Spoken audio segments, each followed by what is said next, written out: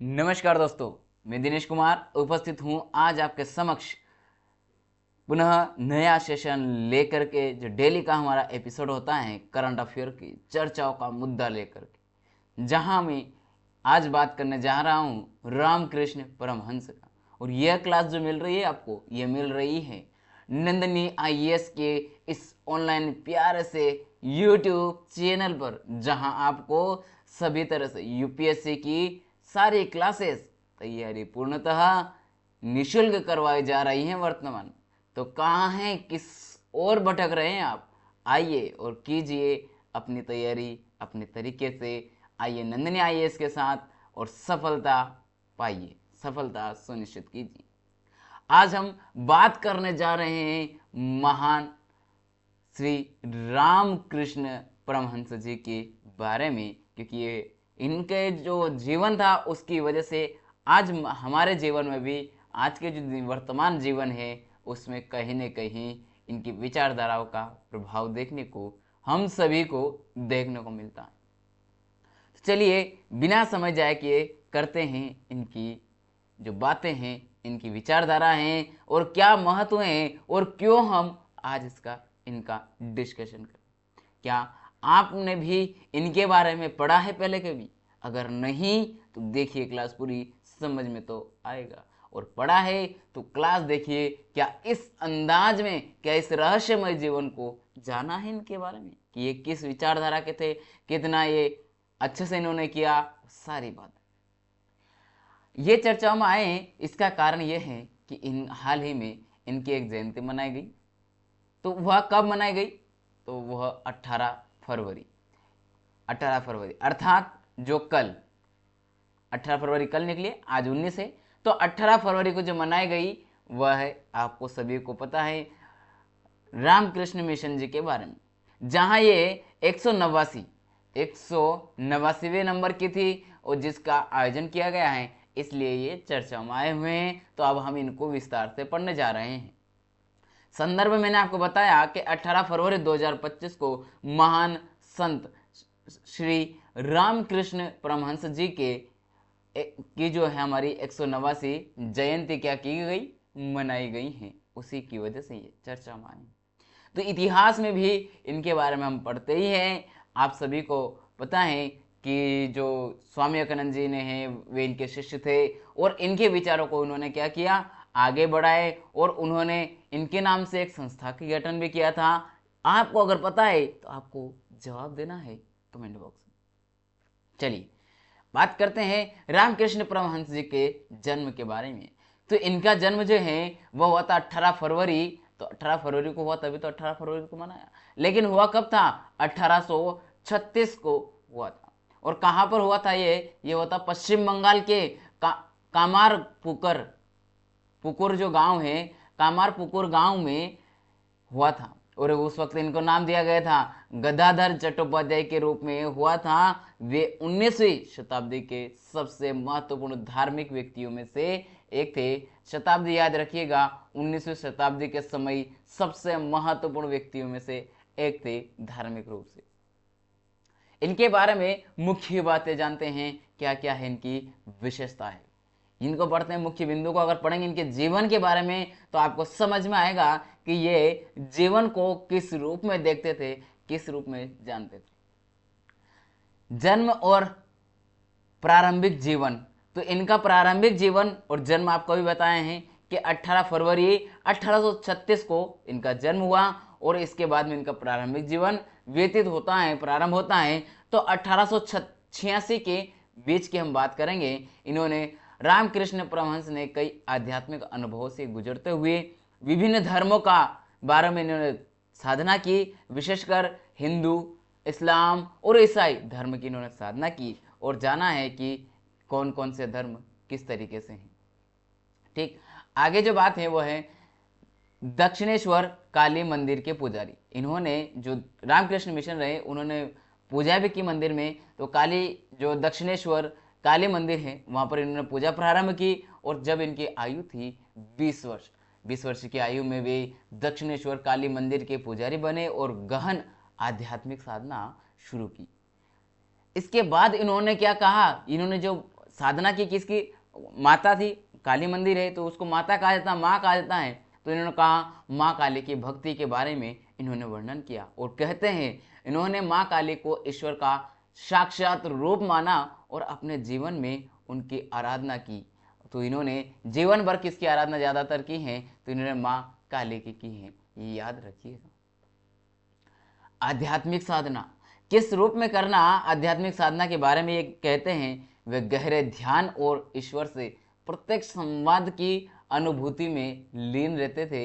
याद रखिएगा, प्रत्यक्ष संवाद, प्रत्यक्ष डायरेक्ट रूप से इनका संवाद होता था, मतलब करना, संवाद करना इनकी अनुभूति में, इस तरह की अनुभूति में ये लीन रहते थे पूरी तरीके से, अर्थात साधना में पूरी तरह से डूब जाते थे।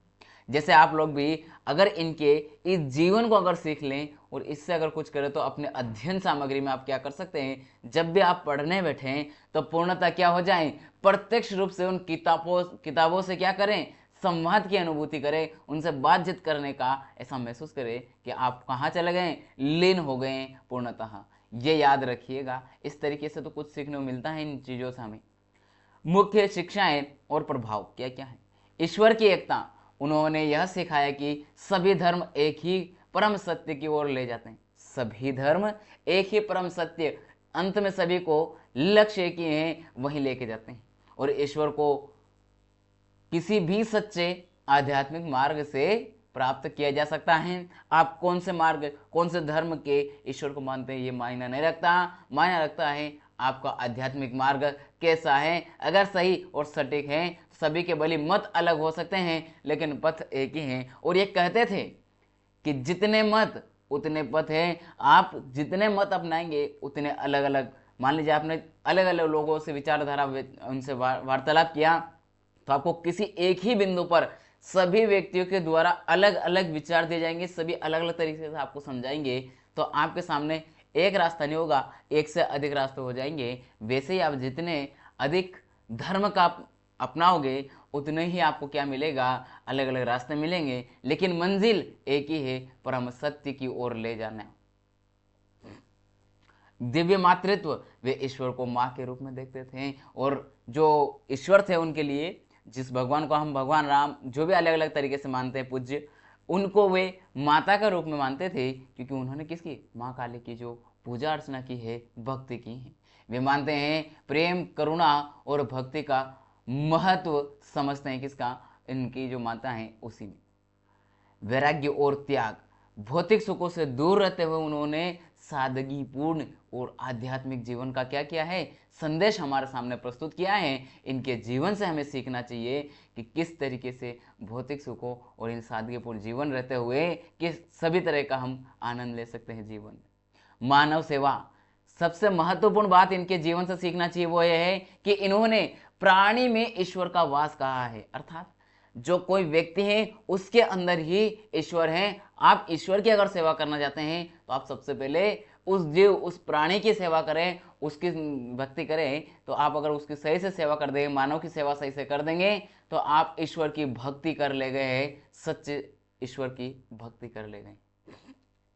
धर्मों की समानता, सभी धर्म में समानता है, इक्वलिटी है, वो किस तरह से, वे धर्मों के बीच सामंजस्य पर बल देते थे और धार्मिक कट्टरता का विरोध करते थे। धार्मिक कट्टरवाद को नहीं अपनाया उन्होंने, कट्टरता का विरोध किया है। आध्यात्मिक अनुभव की महत्ता, उन्होंने कर्मकांड से ज्यादा व्यक्तिगत अनुभवों को महत्व दिया है। जैसे हमारे जीवन में मूर्ति पूजा और जो पूर्व धारणा चलती हैं, उन सभी को क्या किया उन्होंने, जैसे कर्मकांड में ली, उनका व्यक्तिगत रूप से इन्होंने समर्थन नहीं किया है, इन्होंने समर्थन किया है अपने व्यक्तिगत अनुभव जो उन्होंने अपने जीवन में सीखे हैं, उन पर ही महत्व दिया है और उनको बढ़ावा देने को कहा है। रूढ़िवादी परंपराओं जो चल रही थी हमारे समाज में, उनको चुनौती दी है और उनको इन्होंने नहीं माना है। ऐतिहासिक एवं सांस्कृतिक महत्व क्या है इनका, इनका ऐतिहासिक महत्व यह है कि भारतीय पुनर्जागरण जो रहा है, मतलब हमारा जो रिटर्न से हम जागते गए, जागने मतलब यहाँ इस सेंस में नहीं है कि सो गए और उठ गए, ऐसा नहीं है। हमारे इसमें रिवोल्यूशन आया, नए तरीके से कुछ नई तरीके करना गया, हमारे समाज में कुछ नया होना, उसको कहा गया पुनर्जागरण। उन्होंने भारतीय आध्यात्मिक परंपराओं को पुनर्जीवित किया और औपचारिक मानसिकता, जो हमारे जीवन में औपनिवेशिक मानसिकता चल रही थी उस समय, हम औपचारिक नहीं, सॉरी, औपनिवेशिक है, जिसमें हम ब्रिटिश के गुलाम थे, ब्रिटिश हमारे ऊपर क्या कर रहे थे, शासन कर रहे थे। तो उनकी जो विचारधाराएं हमारे समाज में, भारतीय समाज में धीरे धीरे पनप रही थी और वे घर बना रही थी, जिसकी वजह से हमारी भारतीय समाज की जो पुरानी परंपराएं चली आ रही थी वे क्या हो रही थी, मृत होती चली जा रही थी। तो उनको पुनर्जीवित किया और जो औपनिवेशिक मानसिकता थी उनके विरुद्ध भारतीय संस्कृति का जो गौरव है उसको स्थापित करने में योगदान दिया है। आधुनिक विचारधारा पर प्रभाव उनके शिष्य स्वामी विवेकानंद जी ने क्या किया, उन्होंने संदेश को आगे बढ़ाते हुए क्या किया, इन्होंने एक संस्थान, एक मिशन प्रारंभ किया जिसका नाम था रामकृष्ण मिशन की स्थापना की। और ये आज भी हमारे जीवन को आधुनिक रूप से प्रभावित कर रहा है। इनकी विचारधारा को आज भी हम लेकर के चल रहे हैं। विवेकानंद जी के माध्यम से भारतीय दर्शन पश्चिमी दुनिया में भी प्रसिद्ध हुआ है। आप सभी को पता है जो स्वामी विवेकानंद जी हैं, उन्होंने विश्व में अलग अलग देशों में जाकर के अपने विचारों का, जो अपने धर्म का प्रचार प्रसार किया है। तो ये इनके विचार वहाँ लेके जाने वाले विश्व में स्वामी विवेकानंद लेके गए हैं इनके माध्यम से। किनके? रामकृष्ण परमहंस जी के विचारों को। रामकृष्ण, निष्कर्ष में हम कह सकते हैं कि रामकृष्ण परमहंस जी की शिक्षाएं आज भी प्रासंगिक है, क्योंकि इन्होंने जो कहा है, जिसमें कहा धार्मिक सहिष्णुता आज भी है, हमारे संविधान में भी वर्णित है, हमारे सभी के जीवन में भी आवश्यक है। मानव की सेवा, आज भी हम कहते हैं मानव की सेवा करिए, ईश्वर की सेवा हो जाएगी। ये इनके तो विचार थे। भक्ति और साधना की अगर हम बात करें तो भक्ति और साधना इन्होंने संदेश दिया कि आप भक्ति करें तो किस हिसाब से, साधना वह इस तरीके से करें कि कट्टरपंथी ना होकर के आप सेवा भाव से करें। वह संपूर्ण विश्व के लिए एक प्रकाश स्तंभ बनकर उभरा है और इस जो पूरा विश्व है कहीं ना कहीं विचारधाराओं को आज मान करके चल रहा है। यह रहा हमारा आज का एपिसोड। अगर आपने अभी तक हमारे इस YouTube चैनल को सब्सक्राइब नहीं किया तो सब्सक्राइब कर ले और बेल आइकन को ऑन कर ले। बहुत बहुत धन्यवाद और अपने दोस्तों को लिंक अवश्य शेयर करें। अगर आपका किसी तरह कोई क्वेश्चन है वो बताएगा और आपको बताना है कि आप इनके जीवन से क्या सीखे हैं और इनमें से कौन सा पॉइंट आप अपना रहे हैं, ये कमेंट बॉक्स में अवश्य बताएं। चलिए मिलेंगे तब अगले सेशन में, तब तक के लिए जय हिंद जय भारत।